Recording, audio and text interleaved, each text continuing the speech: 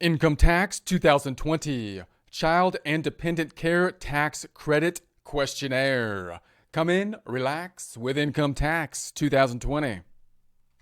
Here we are on the IRS website at irs.gov, irs.gov. We're going to be looking for like an interview type of process to answer the question as to whether someone would qualify for the child tax credit or the qualified dependent credit. This might be useful if you have a particular situation where you got a question about it, or go through an interview type of process, or if you want to provide it to, say, a client or somebody else who has questions as to these types of credits, because it'll go through that kind of interview process. So once on the IRS website, we can go through the search, and let's just type in child tax credit, and then I think the first thing that'll typically show here will be the child and dependent care tax credit, and it's recommended by the IRS. That's the one that they want us to go to, so we'll go to that one. And here it is. It's does my child/dependent qualify for the child tax credit or the credit for other dependents?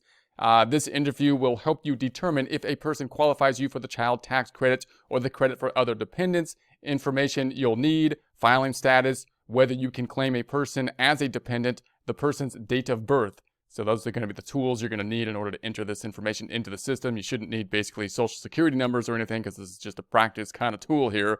The tool is designed for taxpayers who were U.S. citizens or resident aliens for the entire year for which they're inquiring. If married, the spouse must also have been a U.S. citizen or resident alien for the entire year. For information about non-resident or dual resident aliens, you can see, please see this item here, the international taxpayers, for the link there. So let's go down here and start it out. So we're going to begin it. Now remember, when you go through this interview process, your aim is saying, hey, I would like this person to qualify as a dependent or a qualifying child so I can get the child tax credit, which would be larger, if not, than the other credit. So we'll do one for a qualifying child, a fairly basic one, and then we'll go through and maybe do one for other dependent. So I'm going to say continue here. What tax year? I'm going to say we're looking for 2020 tax year. And then we're going to continue. What was your marital status? So I'm going to say that we were, let's say, married. We'll go with married. So I'm going to say next. And so do you or your spouse intend to file a joint tax return? Yes, we do. Joint tax return. We're going to filing, not filing separately. So we're going to say joint tax return. Person for whom you may get the tax benefit. Click the Add button below to provide first names for everyone who lived with you during 2020 or who is your child, or whom you provide any financial support during 2020. Do not include your spouse if married. If you select the Add button by mistake and do not input a name, a warning will appear. Check the Remove box. So, okay, so I'm going to say Add. And then, like, if I accidentally hit add and I just hit continue, then it's gonna say, hey, you know, you got to do something with that thing. And then I can remove it if I want by checking that. So I'm gonna say the first one is gonna be Sam, and then I'm gonna add another one, and I'm gonna say Beth, Sam and Beth. Those are the two.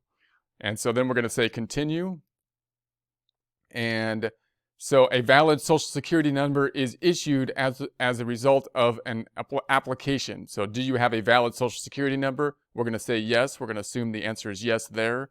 And a valid social security, does your spouse have a valid social security? We're going to assume yes here. Obviously, if you hit no, then it'll take you on another tangent that you'll have to go through your answer question. But I'm just going to make a fairly easy one here. Did you or your spouse have a child tax credit or the credit for other dependent disallowed or reduced in the past for any reason other than a math or clerical error? I'm going to say no, we didn't have any disallowed credits, I believe. So we'll say go forward. What is Sam's relationship? So let's say Sam is a biological child. Sam's going to be a biological child. I'm just going to say 1 January and 2018. We'll keep it at 2018. And then, so that would be a qualifying dependent, you would think, because they're under 17, qualifying child, and so on and so forth.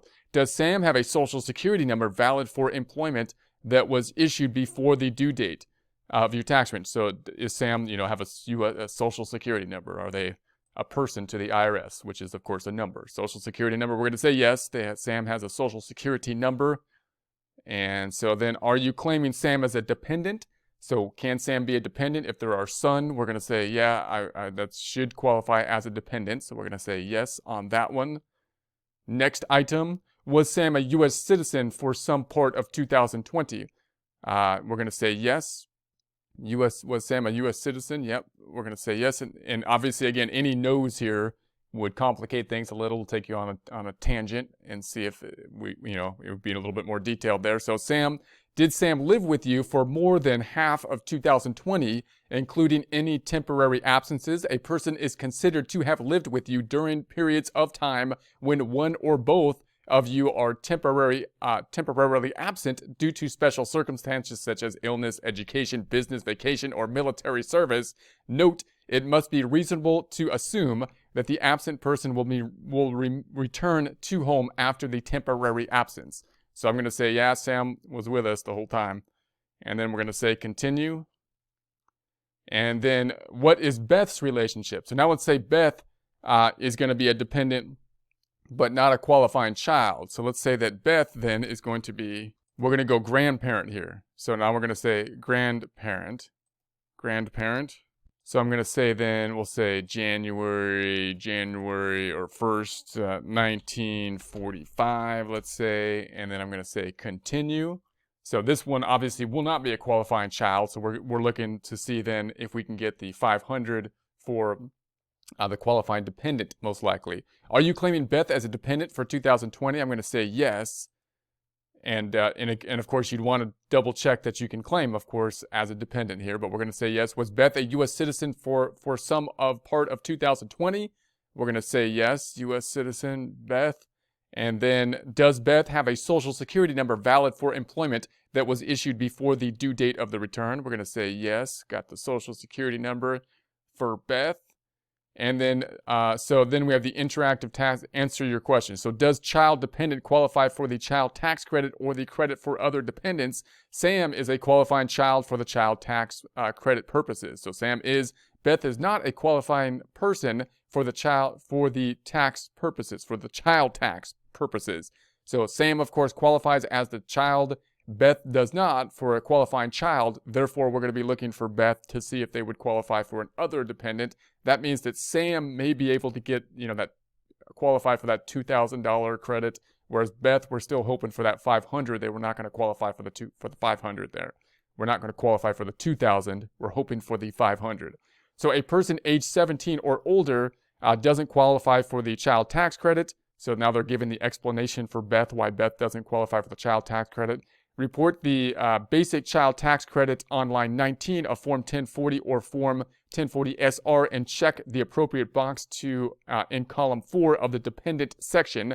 The maximum child tax credit for 2020 is $2,000 per child. The credit is subject to an income limitation. The income limit on the child tax credit is based on your modified adjusted gross income, your MAGI.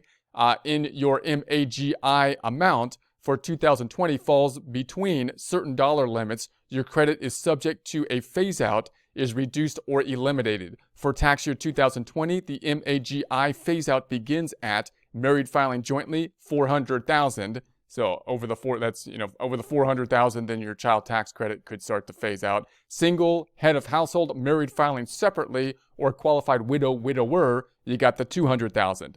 So thus, if your MAGI, which is basically your adjusted gross income with a slight, modification, you're basically thinking your income phase out, amount is below the MAGI phase out for your filing status for 2020, your credit will not be affected by the MAGI phase out.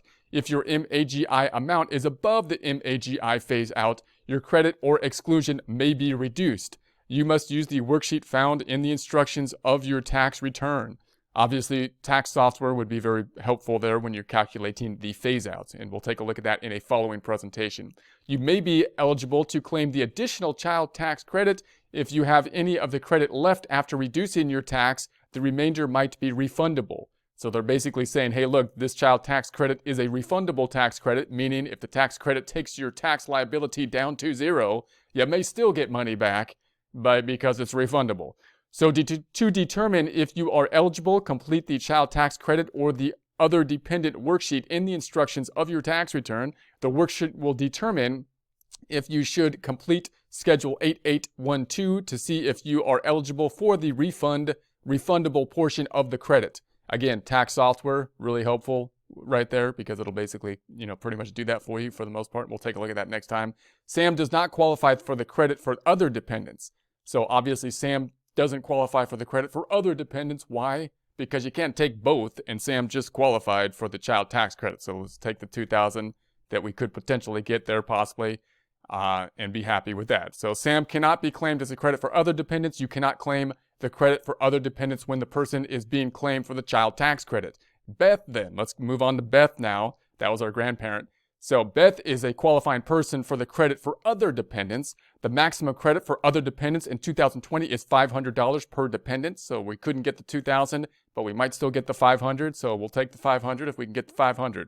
So the credit is subject to an income limitation. The income limitation of the credit for other dependents is based on your modified adjusted gross income. That's basically your adjusted gross income here, but then there's a modification. You're basically thinking your income limitation or income phase out. If your MAGI or modified adjusted gross income amount in 2020 exceeds a threshold amount, your credit is subject to a phase out, is reduced or eliminated. For tax year 2020, the threshold amount is married filing jointly, $400,000, single head of household married filing separately, or qualified widower, $200,000. Thus, if the amount of your MAGI amount is equal or below the threshold amount for your filing status for 2020, your credit will not be affected by the phase-out. If the amount of your MAGI for 2020 is above the threshold amount for your filing status, your credit or exclusion may be reduced. You must use the worksheet found in your tax return. And again, obviously, the tax software would be helpful. And so we'll use the tax software next time.